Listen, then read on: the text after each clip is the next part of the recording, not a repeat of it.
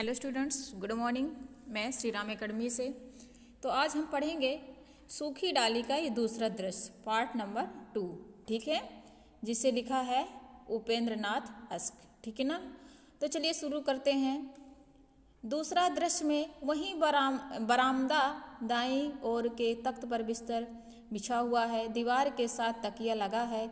दादा आराम से तकिए के सहारे बैठे हुए हुक्का पी रहे हैं। उनका मंझला लड़का करमचंद पास बैठा उनके पास पाँव दबा रहा है। दादा बच्चों को बाहर अहाते में खेलते हुए देख रहे हैं। स्नानगृह में नल के जल्दी जल्दी चलने की आवाज़ आ रही है। शायद कोई बच्चा उसे चला रहा है, क्योंकि करमचंद की भ्रुकुटी तन गई है। पर्दा उठने के कुछ क्षण बाद तक नल के चलाए जाने की आवाज़ आती है। फिर क्या होता है देखिए, ऐसा दृश्य है। अब देखिए पात्र यहाँ पर अपना अपना परिचय और अपना अपना कार्य बताएंगे। करमचंद क्रोध से मनी गुस्सा है, ठीक है ना। बस करो जगदीश, क्या खटखट लगा रखी है, जरा आराम करने दो, अभी अभी खाना खाकर बैठे हैं तुम, ऐसा बोल के चुप हो गया, ठीक है ना, गुस्से से। दादा नहीं नहीं, खेलने दो बच्चों को। बच्चे हंसते हैं। बरगद की पूरी डाल लाकर आंगन में लगा दी है और उसे पानी दे दो। हंसते हैं और ऐसा कहते हैं कि बच्चों को खेलने दो, है ना। नहीं जानते कि पेड़ से टूटी डाल जल देने से नहीं पनपती। फिर नली छोड़कर करमचंद से मैं कहा करता हूँ कि ना बेटा, कि एक बार पेड़ की जो डाली टूट गई उसे लाख पानी दो, पर उसमें वह सरसता से न आएगी। और हमारा यह परिवार बरगद के इस महान पेड़ की भांति है।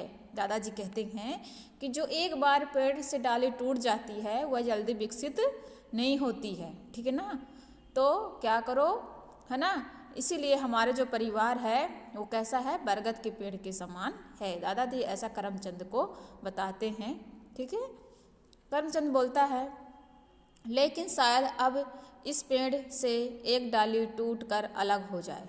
लेकिन शायद अब इस पेड़ से एक डाली टूट कर अलग हो जाए, ऐसा बोलता है करमचंद।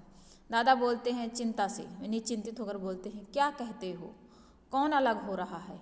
करमचंद बोलता है, शायद छोटा अलग हो जाए। बोलता है लड़का, शायद छोटा अलग हो जाए। दादा बोलते हैं, परेश, पर क्यों, परेश की बात कर रहे हो, ऐसा उनके लगा तो क्वेश्चन किया, परेश पर क्यों, उसे क्या कष्ट है।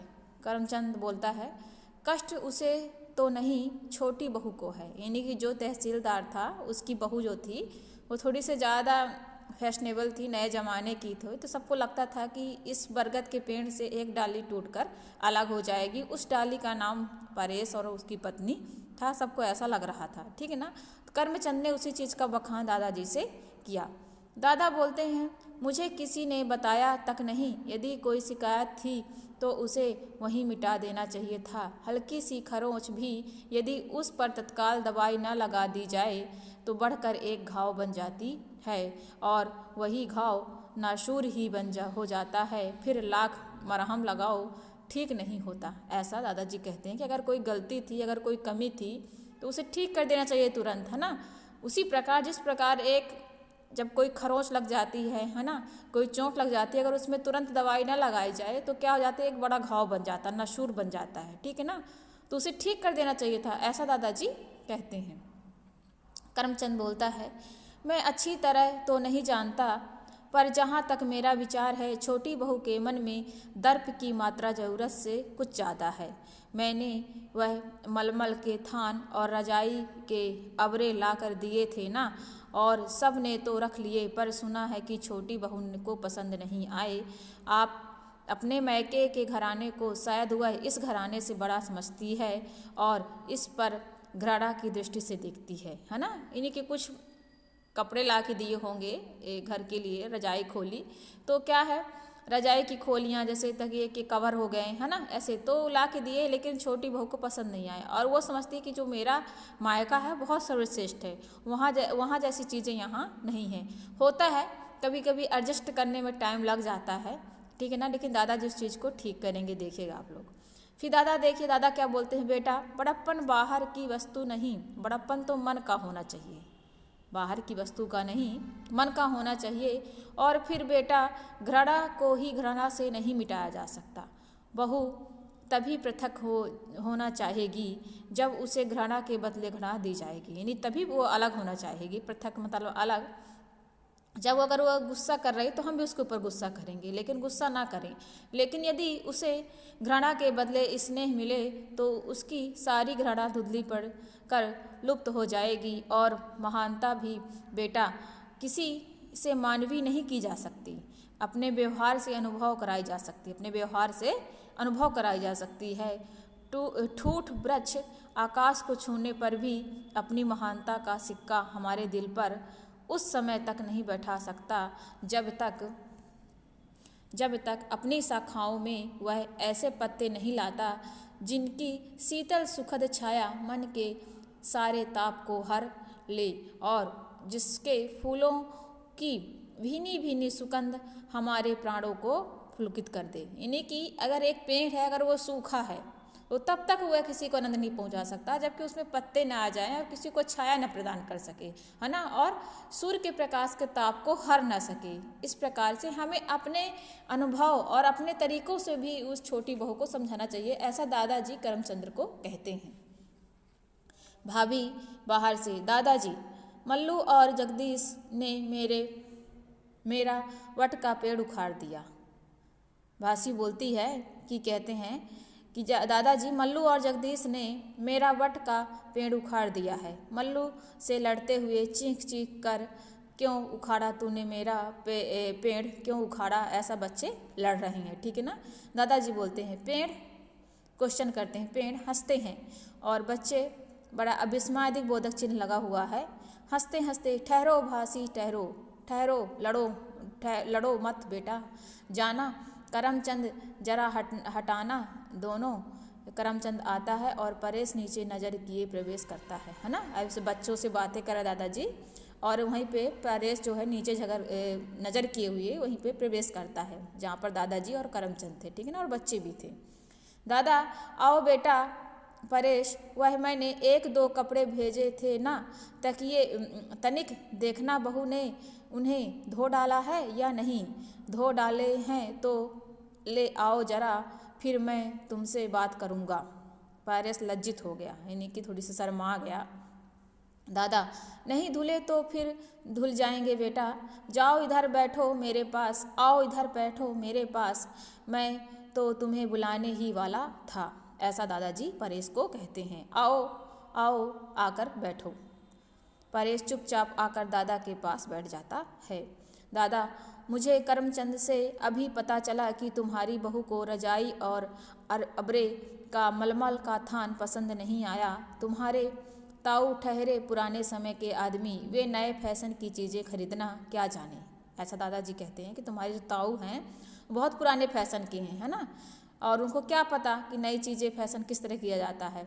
अभी तो मैं कहता हूँ कि छोटी बहू को बाजार ले जाओ और वह स्वयं अपनी पसंद की चीज़ें ले आएगी, ऐसा दादाजी कहते हैं परेश को कि जाओ उसे मार्केट ले जाओ और अपने पसंद का ले आएगी, कौन सी बड़ी बात है। परेश बोलता है जी दादा, मैं सोचता था कि अब बहू आ गई है तो इंदू के विवाह की तैयारी में भी सहायता देगी। दादाजी बोलते हैं इंदू उनकी पोती थी, है ना, तो वो बोलते हैं कि बहू आ गई है तो क्या करेगी, इंदू के विवाह में भी तैयारियां में सहायता करेगी।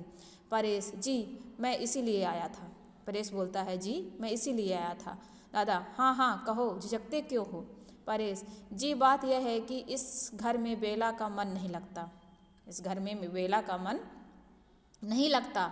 दादा इतना जल्दी उसका मन कैसे लग सकता है बेटा, अभी कई दिन हुए उसे यहाँ आए, और फिर बेटा मन लगता नहीं लगाया जाता है। क्या बोलते हैं कि मन लगता नहीं लगाया जाता है।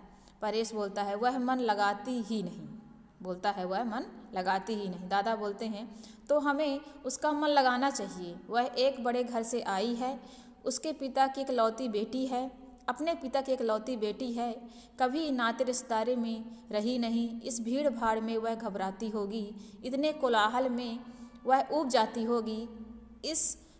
हम सब मिलकर इस घर में उसका मन लगाएंगे। दादाजी कहते हैं कि बड़े घर की बेटी है और अपने घर में अकेले थी, इसलिए यहाँ ज़्यादा भीड़ भाड़ कोलाहल रहता है, इसलिए उसका मन न लगता होगा, और हम सब मिलकर ऐसा करें कि उसका मन लगाए। दादाजी समझाते हैं, है ना। देखिए, बड़ों का कर्तव्य होता है कि वह जैसे कोई नया सदस्य अपने घर में आता है उसे एडजस्ट करना, और वही कार्य दादाजी कर रहे हैं। ठीक है। परेश बोलता है, उसे कोई भी पसंद नहीं करता, सब उसी की निंदा करते हैं। अभी मेरे पास माँ और बड़ी ताई, मझली ताई, बड़ी भाभी और मझली भाभी, इंदू, रजवा सब आई थीं। सब उसकी शिकायत करती थी, ताने देती थी, तू उसके हाथ बिक गया है, तू उसे कुछ नहीं समझाता, और इधर वह उन सब से दुखी है। कहती है, सब मेरा अपमान करती हैं, सब मेरी हंसी उड़ाती हैं, मेरा समय नष्ट करती हैं। मैं ऐसा महसूस करती हूँ जैसे मैं पराए में आ गई हूँ। अपना एक भी मुझे दिखाई नहीं देता। आप मेरी माने तो दादा बोले, हाँ हाँ कहो परेश। बात यह है कि वह आज़ादी चाहती है। दूसरों का हस्तक्षेप, दूसरों की आलोचना उसे पसंद नहीं। वह समझती है कि वह छोटी बहू है, इसलिए सब उसकी आलोचना करना, उसे आदेश देना अपना कर्तव्य समझती हैं, और वह अपनी अलग गृहस्थी बनाना चाहती है, जहाँ उसे कोई रोकने वाला ना हो, जहाँ वह स्वेच्छापूर्वक अपना जीवन बिता सके। वह चाहती है कि यदि बाग वाला मकान उसे मिल जाए तो वह सुख और शांति से रहे। मैं तो सदैव यहाँ बना न रहूँगा। कुछ ही दिनों की बात है, मेरी तब्दीली हो जाएगी। उतने दिन को यदि आप बाग वाले मकान का प्रबंध कर दें तो उसकी सारी उद्विग्नता और अन्यमनस्कता और तिलमिलाहट में उसकी यही इच्छा काम करती है। अब मैं उसे क्या समझाऊं। यानी अपनी समस्या जो है परेश सामने रखता है कि सारे लोग उससे बड़े हैं और वो छोटी है। उसे ऐसा लगता है सब कोई मुझे ऑर्डर दे रहे हैं, ऑर्डर है ना, आदेश दे रहे हैं, और ये समझ नहीं, वो आज़ादी से रहना चाहती है। तो जो मकान बाग वाले बगीचे के पास एक मकान है, उसमें प्रबंध करवा दिया जाए, और मेरा क्या ट्रांसफ़र भी होने वाला है, ऐसा परेश दादाजी से अपनी सारी इच्छाएँ व्यक्त करता है। ठीक है। दादा हूँ खांसते हुए, यूँ तो इस झंझट से छुटकारा पाने का सरल उपाय यही है। क्या बोलते हैं, खांसते हुए, है ना, हुक्का पीसते हैं तो खांसते हुए कहते हैं, तो इस झंझट से छुटकारा पाने का सरल उपाय यही है कि तुम बाग वाला मकान दे दिया जाए। यानी सारी समस्याओं का हल एक ही है, ऐसा वो भी कहते हैं। पड़ा भी बेकार है, मैंने कि बेकार भी पड़ा है, और अभी मैं उससे किसी तरह का काम लेने का इरादा नहीं रखता, पर तुम जानते हो बेटा कि मेरे जीते जी यह असंभव है। मैं जब अपने परिवार का ध्यान रखता हूँ तो मेरे सामने वट का महान पेड़ घूम जाता है ना। वो कहते हैं कि थोड़ी असंभव लग रहा है। मैं सोचता हूँ जैसे बरगद का पेड़ विशाल होता है और उसकी बहुत सारी शाखाएँ होती हैं, तो ये सब मेरी शाखाएँ ही हैं। उनके कहने का तात्पर्य ये था, खासकर शाखाओं, पत्तों और फूलों से भरा पूरा, और फिर मेरी आँखों के सामने इस महान वृक्ष की डालियाँ टूटने लगती हैं और वह केवल ठूठ रह जाता है। स्वर धीमा जैसे अपने और आप से कह रहे हों, जैसे अपने यार से कह रहे हों, धीमे स्वर से बोला, और मैं सिहर उठाता हूँ, मैंने सिहर उठता हूँ, यानी कि थोड़ी सी सहम जाता हूँ। ना बेटा, मैं अपने जीते जी यह सब कुछ ना होने दूंगा। तुम चिंता ना करो, मैं सबको समझा दूंगा। ये घर में किसी को तुम्हारी पत्नी को तिरस्कार करने का यह साहस ना होगा। उन्होंने दादाजी कहा कि कोई भी उसका तिरस्कार नहीं करेगा, कोई भी आदेश नहीं देगा, मैं सबको समझा देता हूँ, लेकिन अलग मत रहो, ऐसा दादाजी कहते हैं। कोई उसका समय नष्ट न करेगा। ईश्वर की अपार कृपा से हमारे घर सुशिक्षित और सुसंस्कृत बहू आई है, तो क्या हम अपनी मूर्खता से उसे परेशान कर देंगे। तुम जाओ बेटा, किसी प्रकार की चिंता मन में स्थान न दो, मैं कोई न कोई उपाय ढूंढ निकालूंगा। तुम भी विश्वास रखो, वह अपने आप को परायों से घिरी अनुभव ना करेगी, उसे वही आदर सत्कार मिलेगा जो उसे अपने घर पर प्राप्त था, ऐसा दादाजी कहते हैं। ठीक है। दादाजी ने बहुत समझदारी की बात की है यहाँ पर, देखिए, ठीक है ना। वो चाहते हैं कि उनकी बहू कहीं भी ना जाए, है ना, घर से अलग ना हो, और जैसी आज़ादी उसे अपने घर में थी, यहाँ भी उसे आज़ादी वो देंगे, है ना। वो चाहते हैं कि जो हमारा परिवार है वह बिल्कुल भी बिखरे नहीं। फिर देखिए आगे, परेश बोलता है जैसा आप उचित समझे। परेश बोलता है जैसा आप उचित समझे। उसने तो अपनी इच्छा रखी थी, उसमें इतना समर्थ नहीं था कि वह अपने परिवार से अलग रहकर रह सके। ठीक है, आगे देखिए, दादा बोलते हैं और देखो तुम स्वयं भी इस बात का ध्यान रखना कि तुम्हारी किसी बात से उसे मन न दुखे और कोई भी ऐसी बात ना करो जिससे वह अपना अपमान समझे। परेश चलने को होता है और वो चल देता है। ठीक है, और तुम उसे साथ ले जाकर नगर के सब चीज़ें खरीद लाओ, शेष की चिंता तुम न करो, मैं कोई ना कोई रास्ता अवश्य निकालूंगा। परेश बोलता है जैसी आपकी इच्छा। चला जाता है। दादा कुछ सोचने लगते हैं, जैसे अचानक उन्हें कुछ सूझ गया हो। उसने सूझ गया, रजवा रजवा रजवा नहीं आती। फिर आवाज़ देते हैं, रजवा रजवा रजवा। दूर से जी आई भागती हुई आके प्रवेश करती है, दादाजी के पास आती है। ठीक है ना, रजवा नौकरानी है उनके घर की। दादा छोटी बहू के अतिरिक्त सबको यहाँ भेज दो कि सब काम छोड़कर मेरे पास आए। रजवा जाने लगती है, और सुनो कोई ना रहे, सबसे कहना कुछ क्षण के लिए अवश्य यहाँ आ जाएं। रजवा जी मैं अभी जाकर सबसे कह देती हूँ। चली जाती है। नल से किसी के कपड़े धोने की आवाज़ आने लगती है। धीरे धीरे कुटुंब के प्राणी आने लगते हैं। बालक और युवा तख्त और चारपाई पर बैठते हैं और स्त्रियाँ बरामदे के फर्श पर। रजवा उनके बैठने के लिए मोड़े और चटाइयाँ लाकर बिछा देती हैं। दादा इंदु कहाँ है? वह कहने दिखती है। वह नहीं दिखती। एक नज़र सबको देखते हैं। रजवा स्नान गृह को जाने के दरवाजे में जा कर इंदु को आवाज़ देती है। कपड़े धोने का स्वर जो इस बीच निरंतर आता रहा सहसा बंद हो जाता है। इंदु बाहर से जी आई। अंदर आकर मैं नल पर थी कपड़े धो रही थी। इंदु बोलती है कि मैं नल पर थी कपड़े धो रही थी। दादा बैठो बेटा, मैंने आज तुम सबको एक विशेष अभिप्राय से बुलाया है। मुझे यहाँ सुनकर बड़ा दुख हुआ कि छोटी बहू का मन यहाँ नहीं लगा है। ठीक है ना। इंदु दादाजी दादा इंदु बेटा मुझे अपनी बात कह लेने दो। मुझे यह जानकर बड़ा दुख हुआ कि छोटी बहू का मन यहाँ नहीं लगा। दोष उसका नहीं, दोष हमारा है। वह एक बड़े घर की बेटी है, अत्यधिक पढ़ी लिखी है, सबसे आदर पाती और राज करती आई है। यहाँ वह केवल छोटी बहू है। यहाँ उसे हर एक का आदर करना पड़ता है, हर एक से दबना पड़ता है, हर एक का आदेश मानना पड़ता है। यहाँ उसका व्यक्तित्व दबकर रह गया है। मुझे यह बात पसंद नहीं। बेटा बड़ा वास्तव में कोई उम्र या दर्जे से नहीं, बड़ा तो बुद्धि से होता है, योग्यता से होता है। छोटी बहू उम्र में ना सही, अक्ल में सबसे निश्चय ही बड़ी है। हमें चाहिए कि उसकी बुद्धि से, उसकी योग्यता से लाभ उठाएं। मेरी इच्छा है कि उसे यहाँ वही आदर सत्कार मिले जो उसे अपने घर पर प्राप्त था। सब उसका कहना माने, उसे परामर्श लें। मैं प्रसन्न हूँगा यदि उसका काम भी तुम लोग आपस में बांट लो और उसे पढ़ने लिखने का अधिक अवसर दो। उसे अनुभव ही ना हो कि वह किसी दूसरे के घर में, किसी दूसरे वातावरण में यहाँ आई है या आ गई है। बेटा यह कुटुंब एक महान वृक्ष है। हम सब इसकी डालियाँ हैं और डालियों में पेड़ है और डालियाँ छोटी हैं चाहे बड़ी, सब उसकी छाया को बढ़ाती हैं।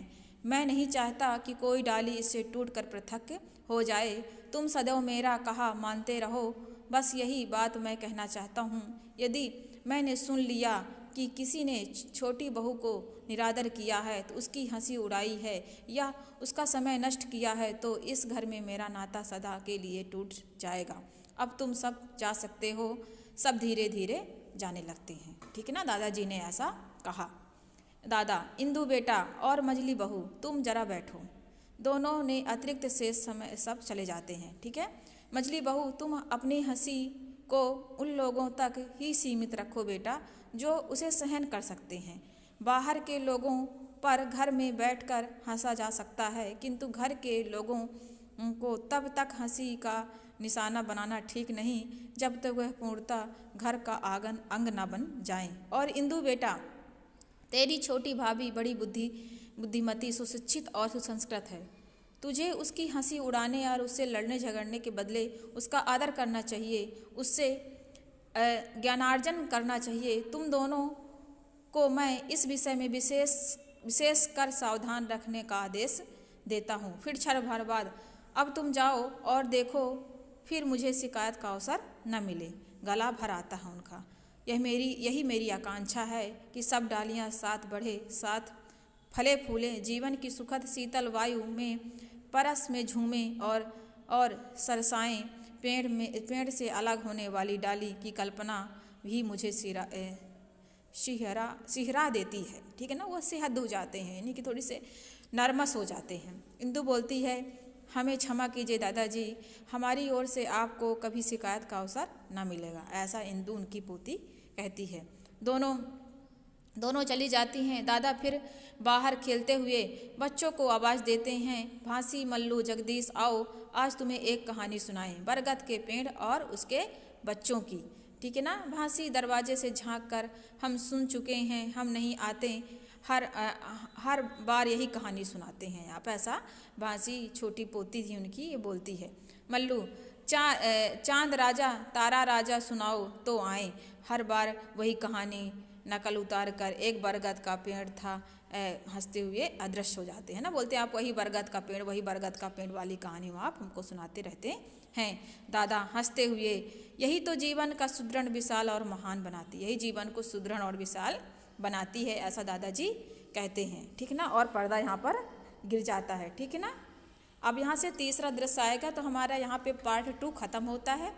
हम पार्ट 3 की ओर आपको दूसरा चैप्टर शुरू करेंगे। ठीक है ना, यानी कि पार्ट 1 और ये पार्ट 2, पार्ट 3। ठीक है ना। इसके लिए धन्यवाद।